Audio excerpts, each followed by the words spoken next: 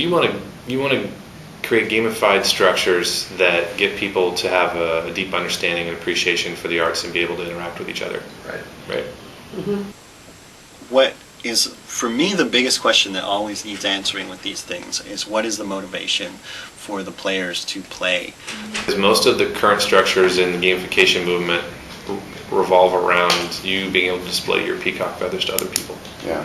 And if there are no other peacocks, then you don't care. Yeah. So the feathers don't matter either.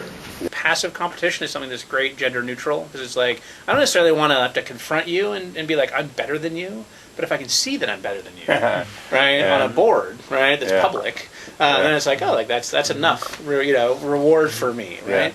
And so I think that's the big question to tackle with this project is who are your players and what is their motivation? My name is Alex San Martin, and I started playing video games when I was about 7 or 8. Do you think it's possible for a game to combine those two things?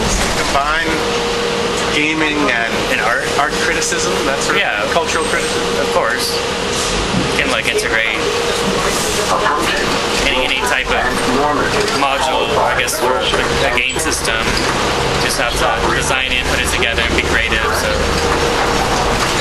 maybe we should pick a very specific area of the arts, or even a specific thing to try to promote with the project, rather than trying to come up with something. Because we've been speaking very generally about journalism. I think if we could pick something to at least start exploring. I just tell you, use your fingers.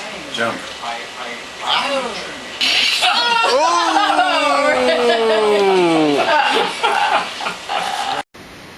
What about broad versus deep? If I'm doing a search and doing some information on, say, Vermeer, I love Vermeer, so I'm going to want a broad range of things to look at for that. And then I'll also want depth, so I want to learn more about the one particular painting. When did he do it? Why did he do it? Art often looks down on games. Trying to bridge that's going to be an interesting challenge as you think about that.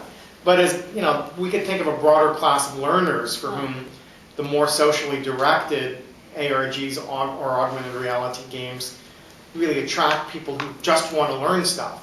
Like if you're in The Sims, let's say, and you acquire some piece of art, and you click that art, and it takes you into a story, but then that story leads you into something like, click here, and then 4 others pop up.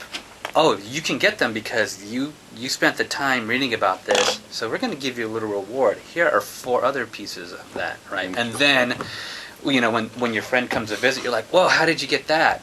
Well, let me show you how. Right. So you want to foster conversation, from various people, how pages are set up to conversation. The more it's their community, and they claim a sense of ownership, and the curators are the community itself, the less likely they're going to want expert voices to come in and tell them what to talk about.